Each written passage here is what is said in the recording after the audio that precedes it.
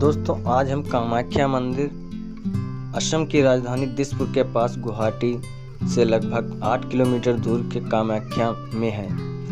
दोस्तों इस मंदिर के बारे में हम आपको पूरी जानकारी देंगे। असम में स्थित मां सती देवी का मंदिर है। दोस्तों कामाख्या से भी 10 किलोमीटर दूर नीलाचल पर्वत पर स्थित है। यह मंदिर शक्ति देवी की सती का मंदिर है। दोस्तों यह मंदिर एक पहाड़ी पर बना है व इसका तांत्रिक महत्व है। दोस्तों प्राचीन काल से सतयुगीन तीर्थ कामाख्या वर्तमान में तंत्र सिद्ध का सर्वोच्च स्थल है। दोस्तों पूर्वोत्तर के मुख्य द्वार कहे जाने वाले असम राज्य की राजधानी दिसपुर से 6 किलोमीटर दूरी पर स्थित नीलांचल अथवा नीलशैल पर्वतमालाओं पर स्थित मां भगवती कामाख्या की सिद्ध शक्तिपीठ सती के 51 शक्तिपीठों में सर्वोच्च स्थान रखता है। दोस्तों यही भगवती की महामुद्रा यौन कुंड स्थित है। ये 10 महाशक्तिपीठ स्त्रोत के अंतर्गत हैं जो आदि शंकराचार्य ने लिखा था। दोस्तों देश भर में अनेकों सिद्ध स्थान हैं जहां माता सूक्ष्म स्वरूप से निवास करती हैं। दोस्तों प्रमुख महाशक्तिपीठों में माता कामाख्या का यह मंदिर सुशोभित है। हिंगलाज की भवानी कांगड़ा की, ज्वालामुखी सहारनपुर की, शाकंभरी देवी विंध्याचल की, विंध्यवासिनी देवी श्रीबाग की, श्री पदची रेणुका देवी आदि महान शक्तिपीठ श्रद्धालुओं के आकर्षण का केंद्र एवं तंत्र मंत्र योग साधना के सिद्ध स्थान है। दोस्तों यह मान्यता है कि जो भी बाहर से आए भक्तगण जीवन में 3 बार दर्शन कर लेते हैं उनके सांसारिक भव बंधन से मुक्त मिल जाती है। यह देवी सर्वभूतेषु मातरूपेण संस्था नमस्तस्ते नमस्तस्ते नमस्तस्ते नमो नमः। दोस्तों कामाख्या मंदिर बहुत प्रसिद्ध मंदिर है। दोस्तों विश्व विख्यात और विश्व का एकमात्र मां कामाख्या महासिद्ध पीठ की एक मान्यता से भी देवी ग्रंथ कुलारोण तंत्र और महाभागवती पुराण में बताई गई है। दोस्तों की यो जो भी कलयुग में इस संयोग सिद्ध पीठ में गंगा मैया का गंगा जल लाकर चढ़ाएगा और उसमें से ही महा नदी ब्रह्मपुत्र में डाल देगा, उससे वाजपेयी यज्ञ का फल मिलेगा, क्योंकि ये सभी पृथ्वी के साथ सभी लोगों की दिव्य शक्तियों का भी शक्ति केंद्र हमेशा रहा है। दोस्तों नीलांचल पर्वत विश्वविख्यात देव पंडित राजीव शर्मा सूर राज ज्योतिषी धर्मगुरु भी हैं और जो कंटाघाट जिला सोलन हिमाचल प्रदेश के निवासी भी हैं। दोस्तों स्वयं यहाँ सिद्ध पीठ में रहकर साधना में जब तप हवन यज्ञ करके और लगभग हर त्योहार मेले अम्बुवाची आदि में भी शामिल हो और उनके बार बार मां कामाख्या का साक्षात सिद्ध की अनुभूति प्राप्त की और वेद पुराण शास्त्रों में दी गई है सभी बताती गई महिमा को आज भी उससे अधिक 100% अद्भुत पाया गया है। दोस्तों विश्व के सभी तांत्रिकों मंत्रकों और सिद्ध पुरुषों के लिए वर्ष में एक बार पढ़ने वाला अम्बुवाची योग पर्व वस्तुत एक वरदान है। दोस्तों यह अम्बुवाची पर्व पर भगवती का रजस्वला पर्व होता है। पौराणिक शास्त्रों के अनुसार सतयुग में यह पर्व 16 वर्ष में एक बार, द्वापर में 12 वर्ष में एक बार और त्रेता युग में 7 वर्ष में एक बार तथा कलयुग काल में प्रत्येक वर्ष जून माह यानी आषाढ़ में तिथि के अनुसार मनाया जाता है। यह एक प्रचलित धारणा है कि देवी कामाख्या मासिक धर्म चक्र के माध्यम से 3 दिनों के लिए गुजरती है। इन 3 दिनों के दौरान कामाख्या मंदिर के द्वार श्रद्धालुओं के बंद कर दिए जाते हैं। इस बार अम्बुवाची योग पर्व जून की 22, 23, 24 तिथियों में मनाया गया है।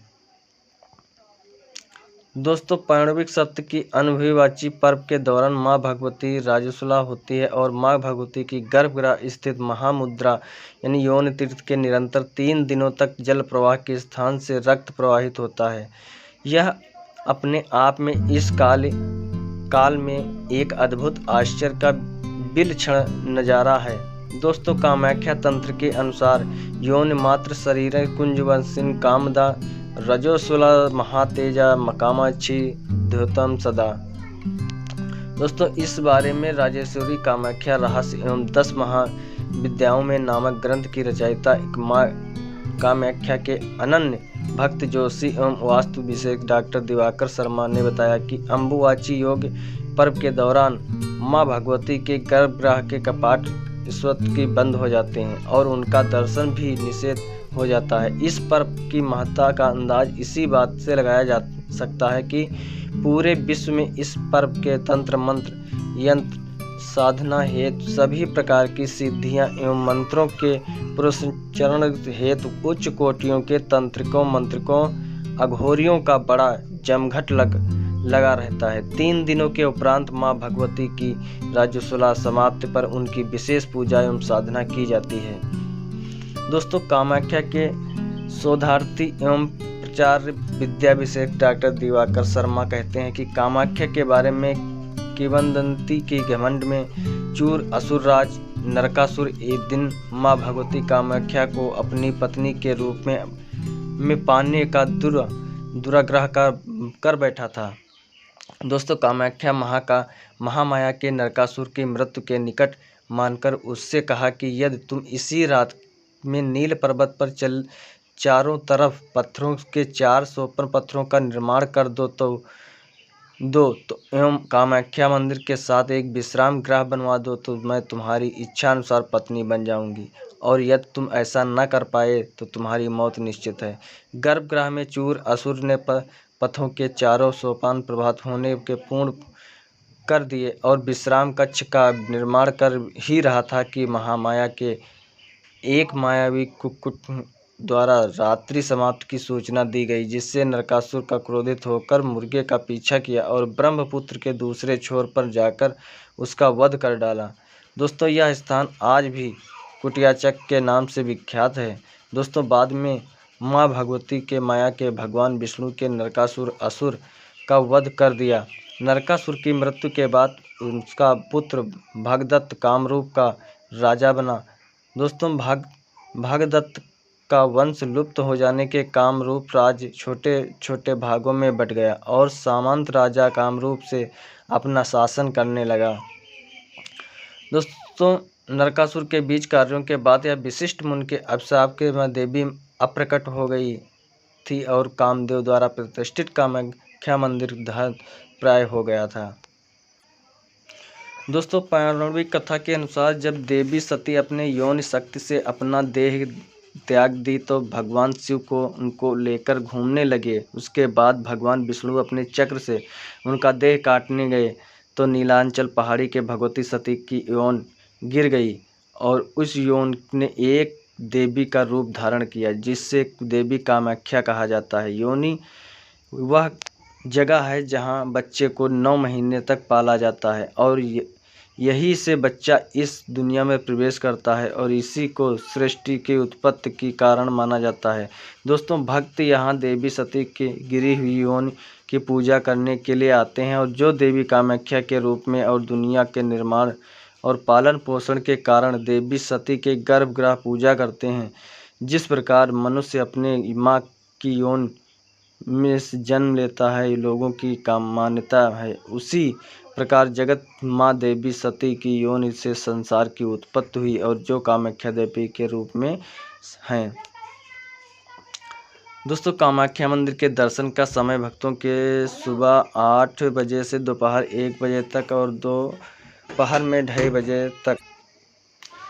दोस्तों, 2:30 बजे से शाम 5:30 बजे तक शुरू होता है। सामान्य प्रवेश निःशुल्क है, लेकिन भक्त सुबह 5 से लगातार बनाना शुरू कर देते हैं। इसीलिए यदि किसी के पास समय है तो इसका विकल्प पर जा सकते हैं और आमतौर पर इसके 3 से 4 घंटे लगते हैं। VIP प्रवेश की एक टिकट लागत है, जिसके मंदिर में प्रवेश करने के लिए भुगतान करना पड़ता है, जो कि प्रति व्यक्ति ₹501 की लागत का उपलब्ध है। इस टिकट को से कोई भी सीधे मुख्य गर्भगृह से प्रवेश कर सकता है और 10 मिनट के भीतर पवित्र दर्शन कर सकता है।